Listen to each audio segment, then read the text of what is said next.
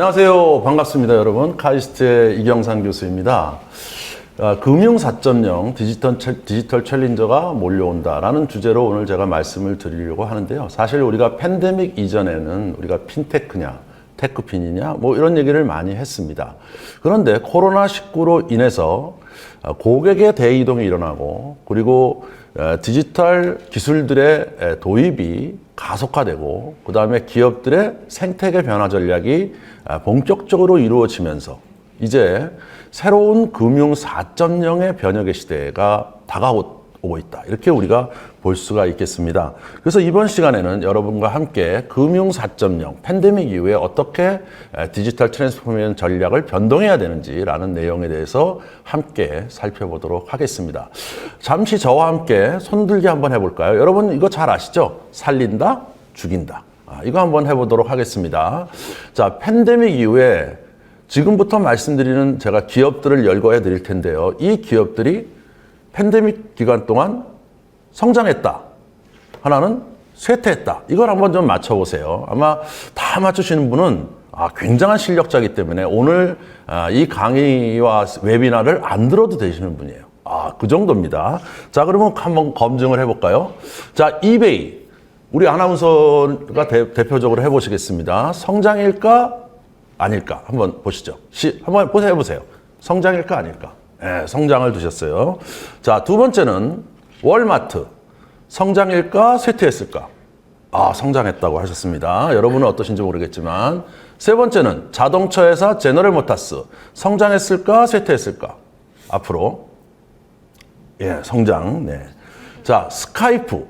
유명한 영통 회사죠. 성장했을까? 쇠퇴했을까? 성장. 네, 좋습니다. 그 다음에 페이스북. 성장했을까? 쇠퇴했을까? 성장. 예. 완전히 이거 위에는 안 하시는 분이에요. 내가 최고다를 하도 많이 하다 보니까 이거 말고는 안 드시는 것 같아요. 자, 그러면 우리가 한번 답을 좀 보겠습니다. 여러분도 많이, 이건 뭐 성장했던 기업, 쇠퇴했던 기업 이렇게 느끼실 거예요. 자, 성장인가 쇠퇴인가 제가 분류를 한번 해볼까요? 성장. 월마트는 성장했는데 이베이는 쇠퇴했다. 이상하죠, 여러분? 왜 그랬을까? 우리 온라인 시대고 지금 모든 사람이 그 온라인 주문을 하고 있는데 왜 이베이가 쇠퇴? 이베이는 업계에서 온라인 미국 시장의 업계에서 2위를 하다가 1위가 온라인 상거래 1위가 부동의 1위인 아마존, 2위가 월마트, 이베이는 4위로 떨어졌어요. 네. 그래서 이베이 코리아 우리나라를 팔지 않습니까? 쇠퇴했어요. 왜 그럴까요? 기존의 거와 팬데믹 이후에 디지털 전환 방식이 다르기 때문입니다. 그거에 성공한 월마트는 성공했고 이베이는 쇠퇴했다. 이렇게 보시는 거고요. 다음 두 번째 한번 볼까요? 틱톡은 성장했는데 페이스북은 쇠퇴했다. 왜 그럴까요? 틱톡이 팬데믹 기간 동안 사회적 거리두기에 의해서 Z세대의 친구들이 학교를 못 가고 친구랑 못 노니까 틱톡을 통해서 틱톡 챌린지를 해가지고 막 어울렸어요. 그래서 페이스북에 있던 Z세대가 대거 틱톡으로 이동을 해서 페이스북과 같이 글을 써서 소통하는 걸 싫어해요. 그러면 Z세대는 틱톡과 같이 이제 영상 전문 시대로 흘러간 거죠. 영상 소통의 시대. 그래서 틱톡이라든지 줌이라든지 이런 게 성장하지 않았습니까? 그래서 페이스북은 최근에만 보시면 메타라는 이름으로 바꿀 수밖에 없었죠. 이름을. 그것은 바로 뭐냐면 새로운 시대가 도래했다는 거죠. 그래서 최근에 실적을 보면 아마존이라든지 구글은 계속 주가가 오르는데 페이스북은 계속 주가가 떨어지는 이유는 고객 기반이 흔들리고 있다는 거예요. 그만큼 세상은 변화하고 있다. 자, 그럼 세 번째 볼까요? 줌은 떴는데 스카이프는 죽었다. 우리 아나운서님은 다 틀렸어요. 보니까 거의 반대로 드시면 돼요. 네. 자, 줌은 어느 정도 했나? 여러분 아시지만 줌은 팬데믹 기간 동안 2780% 성장했어요. 이야, 이거 어마무시하지 않습니까? 근데 스카이프는요. 팬데믹 기간 동안 세계 1위에 지에 있던 스카이프가 자기 시장 점유율의 85%를 잃어버렸어요. 그래서 이제 거의 스카이프는 마이크로소프트가 샀는데요. 스카이프에 대한 투자는 하지 않기로 이렇게 결정이 됐지 않습니까? 워낙 시장을 잃어버렸어요. 왜 그럴까요? 바로 소통하는 방식이 단순한 소통, 사람과 사람이 얼굴을 맞대고 얘기하는 것이 아니고 그 안에 플랫폼 형태로 지식이 교환돼야 되고 거기서 새로운 비즈니스가 열리는 이러한 플랫폼의 형태로 발전을 하기 때문이에요. 그러면 하나 궁금한 게 있잖아요. 제너럴 모터스는 왼쪽일까 오른쪽일까? 야, 우리 아나운서님이 이것만 맞췄어요. 네. 제너럴 모터스는 성장했다. 왜? 바로 제너럴 모터스는 새로운 디지털 트랜스포메이션 전략을 내세워서 올해 CES 2022에 엄청난 새로운 플랫폼을 선보였습니다. 그러면서 사상 최고의 주가를 경신했어요. 자, 결론이 뭘까? 여러분 어떠세요? 팬데믹 이전과 팬데믹 이후는 다르구나라는 것을 여러분이 이해할 수 있으면 좋은 거예요. 주역에 보면요, 이런 말이 있습니다. 궁죽변, 변죽통, 통죽구라는 말이 있어요. 이게 무슨 말이냐? 변화는 누가 일으키느냐? 궁, 어려움에 처하면 변화를 일으킨다. 위기에 처한 자는 변화를 일으킬 수밖에 없다. 그래서 위험에 처할수록 변화는 더 크게 일어난다 라고 우리가 볼 수가 있고요. 두 번째 변죽통은 그러면 그 변화 중에서 성공한 변화는 모든 사람들이 따라해. 따라서 움직여. 그래서 이게 대세가 되는 거야. 이제까지와는 다른 형태로 이동이 되는 거야. 그러면 통죽구는 뭐냐? 그런 모든 사람이 움직이게 되면 그게 올해가 다시 말하면 뉴 노멀이 되는 거야. 그러면 이번 팬데믹은 바로 뭐겠어요? 환경의 변화가 극심해지면서 고객도 변화하고 기술도 변화하고 다양한 생태계도 변화되니까 어려움에 의해서 새로운 변화가 일어나고 그 새로운 변화가 미래의 새로운 노멀로 바뀌는 거죠. 자, 요즘 얘기 많이 나오는 메타버스도 마찬가지잖아요. 메타버스 왜 발생했습니까? 연예인들, 특히 가수들, 이런 분들, 연극인들이 공연할 데가 없으니까 야, 이거 유튜브도 돈을 못 벌고 그러면 어디 가서 할까? 그랬더니 게임 하는 데 가서 내가 한번 해보자 라고 해서 성공을 하니까 모든 사람들이 그쪽으로 움직였잖아요. 그래서 이게 미래 표준의 모델이 되고 그걸 우리가 메타버스 라고 우리가 부르고 있습니다. 이런 게 이제 세상의 표준이 돼가는 거죠. 그러면 금융은 어떨까? 이런 거를 우리가 좀 살펴볼 필요가 있습니다. 자, 팬데믹 이후에 글로벌 리더들한테 설문조사를 했어요. 그래서 이제 도시봉쇄인 락다운이 일어나고 지금 우리가 이제 백신이 나타나서 리오프닝을 하려고 그러는데 앞으로 새로운 뉴 노멀 시대에 다시 말하면 궁죽변, 변죽통, 통죽구로 움직이는 이러한 시대에 있어서 어떤 행동을 하시겠습니까? 라고 하면 이제까지 이런 어려움에 처하면 대부분의 경영자는요, 뭐라고 얘기했냐면 나는 움츠려 빨리 회복을 해야 되겠다. 원가 절감해서 그쪽으로 이동해야 되겠어. 뭐 줄이고 IT 비용도 아끼고서 움직여야 되겠어. 이렇게 생각을 하는 것이 아니고 실제로 조사를 해봤더니 거의 75%가 리스케일 하겠다, 리인벤트 하겠다는 거예요. 리스케일이란 건 뭐냐? 내가 지금 현재 운영되고 있는 생태계를 근본적으로 바꾸겠다. 리인벤트는 뭐냐? 내가 일하고 있는 프로세스나 일하는 방식을 근본부터 새로운 신기술에 의해서 완전히 전환하겠다. 이런 분들이 75%를 차지하고 있는 겁니다. 그래서 이건 2020년에 팬데믹이 와서 조사한 거고요. 그럼 팬데믹이 지난 1년, 작년 말에 또 조사를 해봤어요. 똑같은 조사를. 그랬더니 뭐라 그러냐면 앞으로 2022년 이후에 2년 동안 글로벌 CEO들의 비즈니스의 10대 우선순위를 조사해봤더니 1번이 뭐예요? 신성장 동력을 만들어야 되겠다. 왜? 새로운 시대에 맞는 새로운 먹거리가 미래에 중요하다. 그래서 생태계를 변화시켜야 되겠다. 그러면 수단은 뭘로 할 거냐? 바로 디지털 테크놀로지를 하겠다. 자, 여기서 디지털 테크놀로지는 뭐예요? 정보화 시대에 있었던 IoT, 인터넷, 클라우드, 빅데이터, 모바일, 소셜미디어 이게 아니고 ABCDEF, AI, 로봇, 블록체인, 클라우드 엣지, 5G 이러한 기술들이 바로 디지털 테크놀로지잖아요. 그걸 가지고 미래 성장을 이끌어 나가야 되겠다라는 생각이 글로벌 CEO들의 공통된 생각이라는 거죠. 그만큼 모든 산업에 가리지 않고 우리가 변화되고 있어요. 그러면 디지털 전환 추진 전략도 이거에 맞춰서 변화돼야 되지 않겠습니까?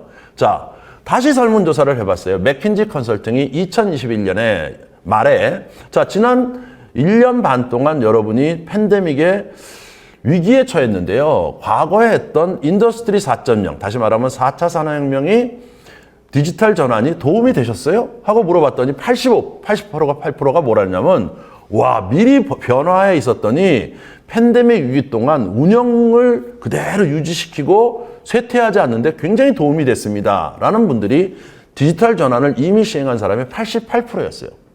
다시 물어봤죠.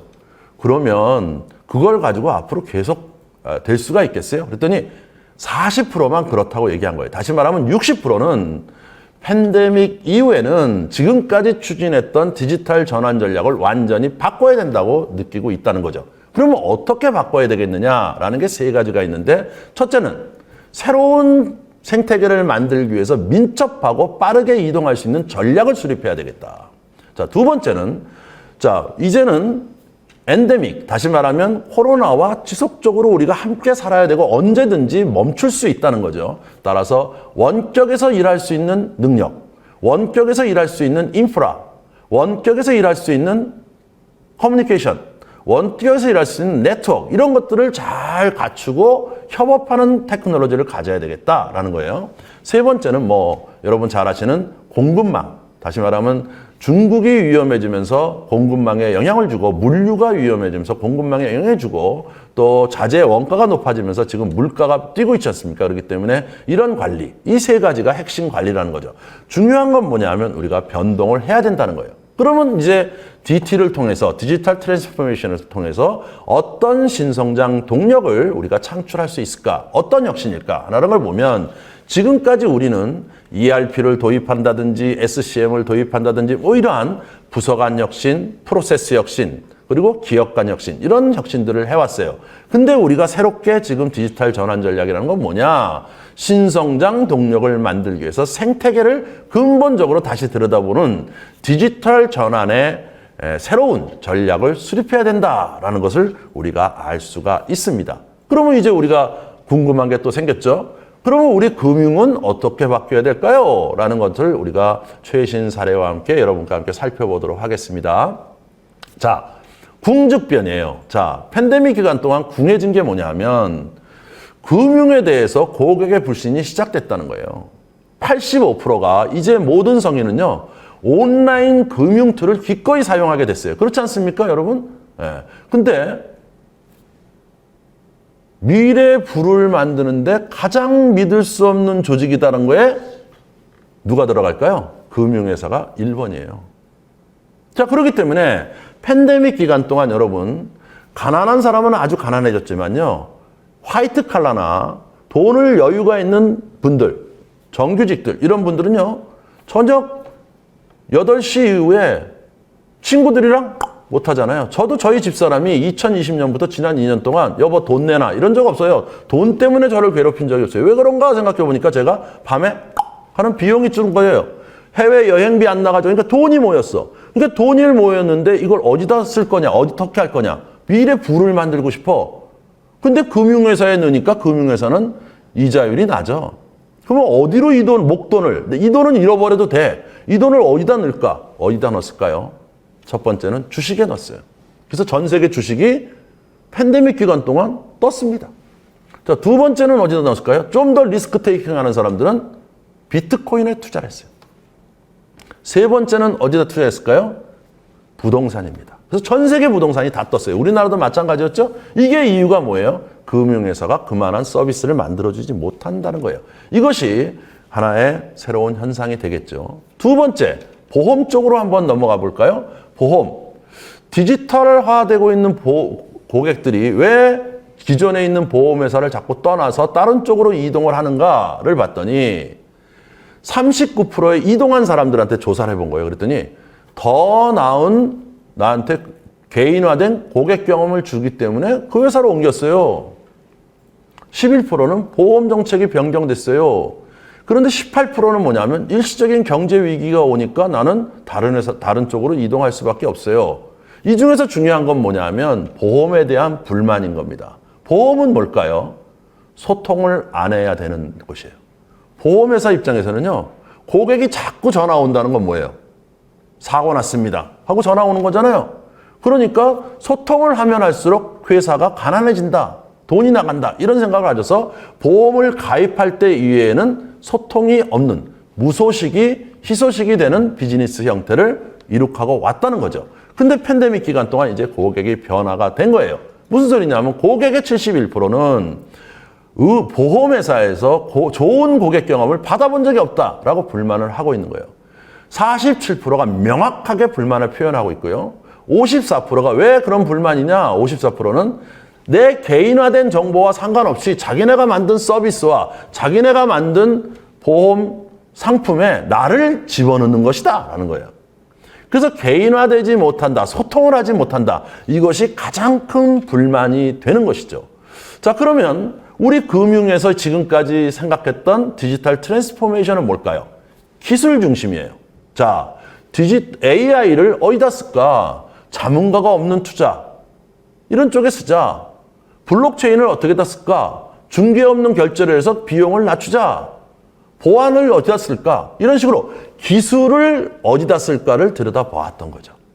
그게 팬데믹 이전에 금융회사들의 디지털 전환 전략의 핵심이었어요. 근데 이제는 뭐라는 거죠? 지금 여러분 아마 눈치 빠른 분들은 아실 거예요. 생태계의 근본적인 변화. 왜냐하면 고객이 변화하고 있다는 거죠.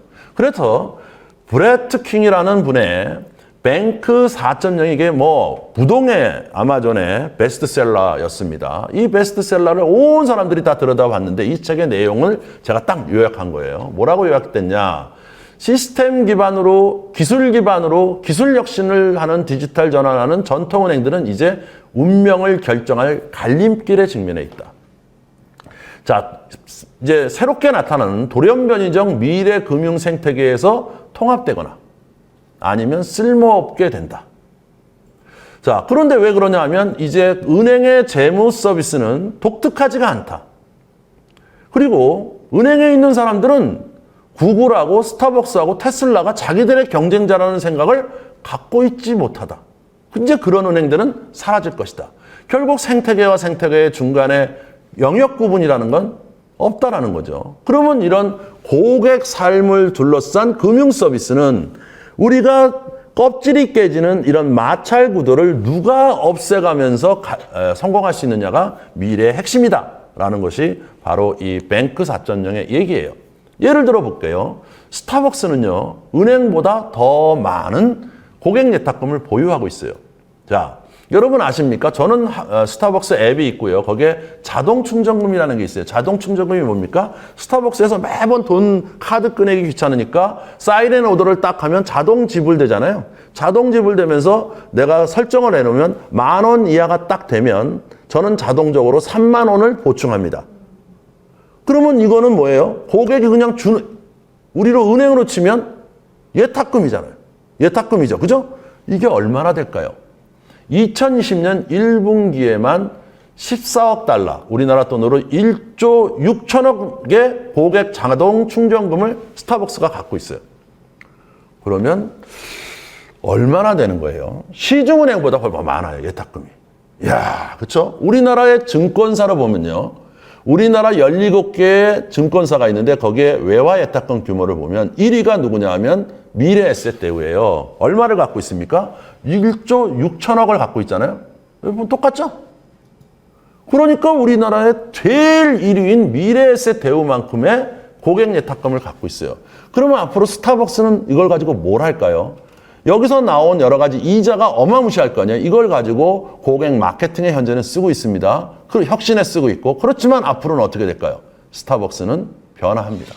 어떤 형태로 올까? 많은 미래학자들은 스타벅스가 이것을 가지고 완전히 새로운 금융에 뛰어들 거다. 완전히 새로운 금융의 생태계를 만들 것이다. 이렇게 예상을 하고 있다는 거죠. 또 하나 볼까요? 테슬라 같은 경우에 최근에 보면 비트코인으로 차를 구매할 수 있다는 서비스를 했어요. 그렇죠? 테슬라는 최근에 보험을 자기네가 취급하고 있습니다. 앞으로 미래 자동차는 보험 산업이 존재할까요? 자, 자동차 회사들이 스스로 보험을 할 뿐 아니고 여러분 생각해 보세요. 미래의 자율자동차예요. 내가 자율자동차를 타고 다니는데 내가 차를 몰지도 않고 인공지능이 몰았어요. 내가 인공지능 훈련시킨 적도 없어요. 근데 인공지능이 차 사고를 냈어요. 그러면 제가 자동차 보험으로 그 인공지능이 낸 사고를 책임져야 됩니까? 아니죠. 미래는 제조자 책임법으로 바뀝니다. 그러면 자동차 보험 시장은 어떻게 될까요? 완전히 새로운 시장으로 바뀔 수밖에 없는 거예요. 더군다나 작년 2021년 7월 14일 날 EU에서 2035년부터는 EU의 모든 시장에서 엔진 기반의 내연기관 기반의 자동차는 팔지 못해요. 법제화됐습니다. 그러면 이제 앞으로 보험은 어떻게 되는 거예요? 보험의 산정 기준과 보험의 유지하는 방식은 근본적으로 변하지 않으면 미래에 생존할 수가 없습니다. 자동차 보험인 경우에. 그렇기 때문에 우리는 테슬라가 경쟁자가 될 수 있다는 거예요.